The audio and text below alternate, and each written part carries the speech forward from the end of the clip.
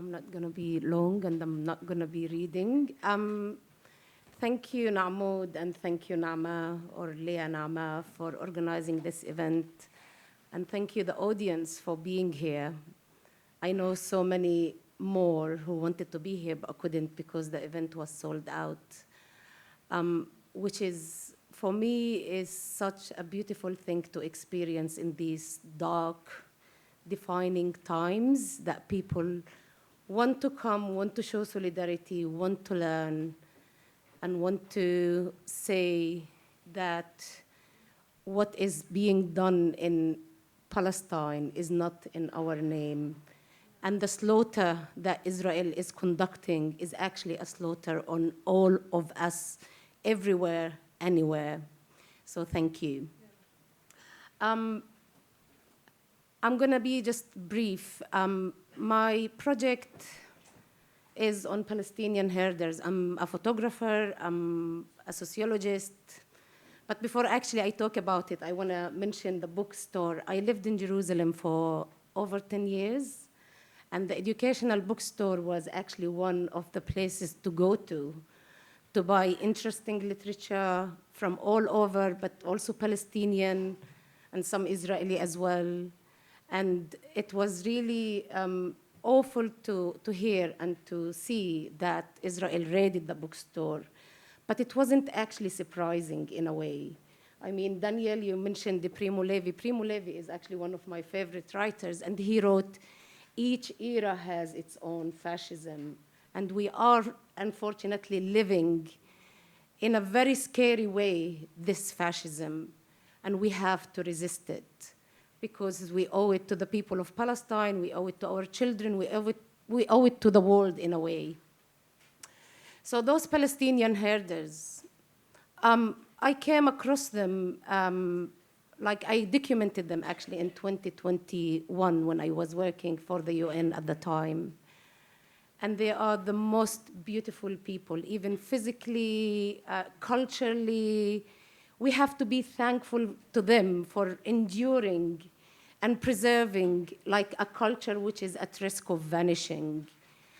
They live in caves, they live in harmony with their nature, but Israel's brutal occupation is not in harmony, neither with nature nor with people.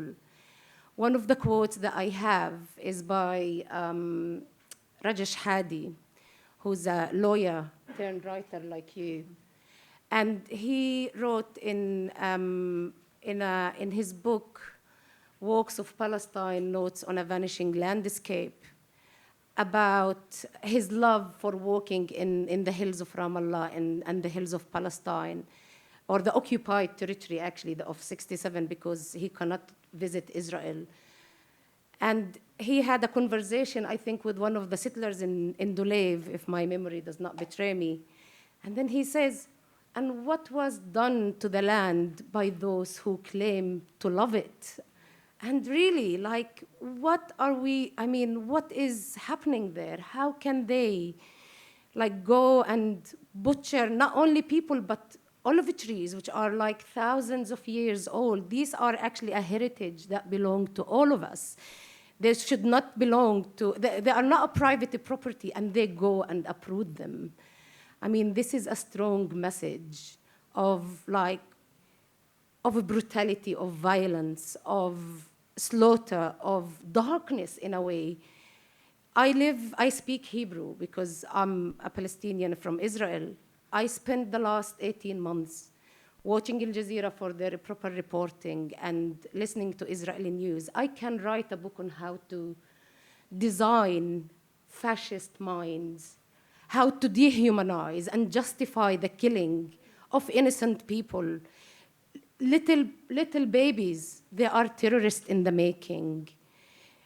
Children who are detained in prison, they're referred to as terrorists. I wrote about those detainees or those captives or whatever we want to call them, who are children, whose future is totally and utterly destroyed.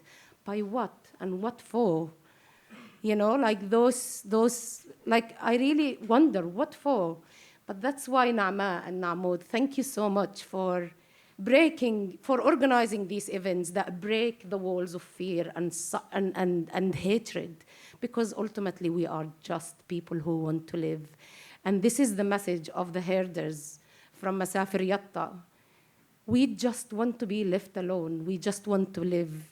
We don't want, to be occupied, humiliated, displaced, murdered.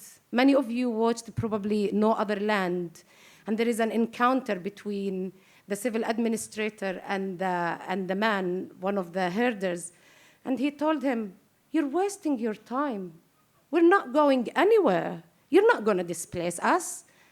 And that's the message. We need to break down those walls of hatred and fear that keep us apart, because ultimately we are people.